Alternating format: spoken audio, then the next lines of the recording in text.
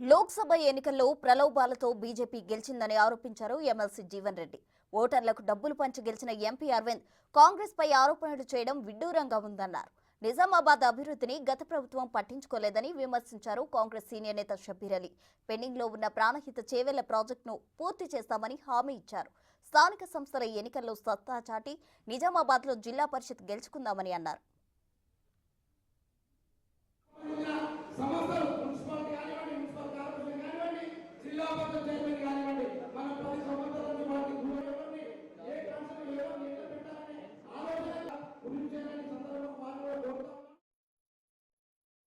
ఎత్తుకొట్టే విధంగా ఏదైతుందో సమాజాన్ని చీల్చేటువంటి ఒక కుట్రతోని అయితే మూడంటే ఒకటి మోడీ ప్రభావం, రెండో టీఆర్ఎస్ తో ఏదైతుందో ఒప్పందం, మూడోది ఏదైతుందో ఈ రెండింటితో కూడా సరిపోదు అన్నట్టు చివరికి ఏదైతే వాడి విశ్వాసం లోపించి ఓటు డబ్బు పంచే ఒక స్థాయి కూడా దిగజారిందని చెప్పంటున్నా. ఇది ఒకసారి మనం గుర్తుపెట్టుకోవాలని చెప్పండి.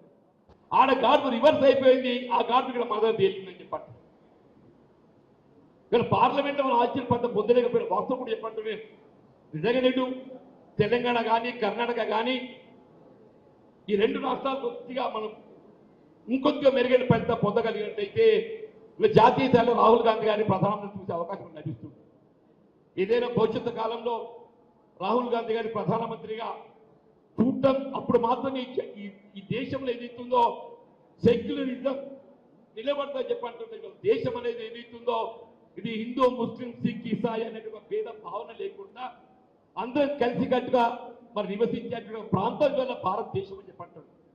అటువంటి భారతదేశాన్ని వల్ల ఏ కుల మతాల పేరు చింత ప్రయత్నం చేస్తుందో వాళ్ళకు చెక్ పెట్టే విధంగా ముగింపు పలిగే విధంగా ఈనాడైనా జాతీయ స్థాయిలో కాంగ్రెస్ పార్టీ ప్రభుత్వం అధికారం రావాల్సినటువంటి ఆవశ్యకత ఉన్నది.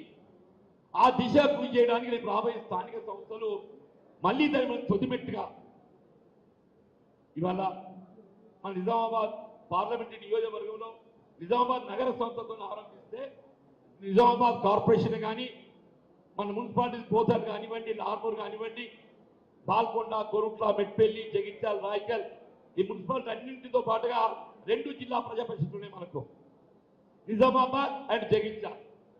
ఈ రెండు జిల్లా పరిషత్తులు కూడా ఏదైతుందో మన కాంగ్రెస్ పార్టీ గెలవాల్సిన ఆవశ్యకత అందుకు అందరూ కూడా కలిసి మన కోమటిరెడ్డి గారు వెంకటరెడ్డి మా మంత్రి పోయి గడ్కరీ గారితో కలిసి వచ్చినారు రోడ్లు కావాలని. నిన్న మా మంత్రి కరీంనగర్ మన ప్రభాకర్ గారు పోయి కిషన్ రెడ్డిని కలుసుకొని వచ్చినారు.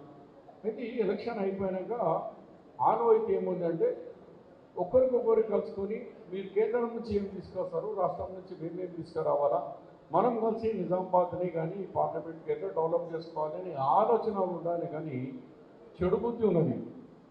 మాటికే కులము మతము తప్ప అభివృద్ధి అనేది లేదు. మోదీ గారి 10 సంవత్సరాలు ఎంతమందికి జాబ్ ఇచ్చినవా అంటే హిందూ ముస్లిం. రైతులకు ఎంతమంది రైతులకు అభివృద్ధి చేసినవా, మన గ్రీన్ ఫీల్డ్లో ఎంత డెవలప్ అయింది కంట్రీ అంటే హిందూ ముస్లిం. మరి మన ఫైనాన్స్ మన డాలర్ రూపీ వాల్యూ ఎంత పడిపోయిందంటే హిందూ ముస్లిం, లేకుంటే రిజర్వేషన్. దీని తప్ప సమాధానం లేదు. అందుగురించే వాళ్ళు ఏ దేవుని గురించి మాట్లాడుతూ చెప్తున్నారో అక్కడే మన అయోధ్యలో అక్కడ సమాజ్వాదీ పార్టీ అభ్యర్థి భారీ మెజారిటీతో అక్కడ గెలిచినారు. యూపీ లాంటి దాంట్లో 43 సీట్స్ మన ఇండియా అలయన్స్కి వచ్చిందంటే మీరు ఒకసారి ఆలోచన చేయండి, మోదీ గారి గాలి ఎంత దిగిపోతున్నది.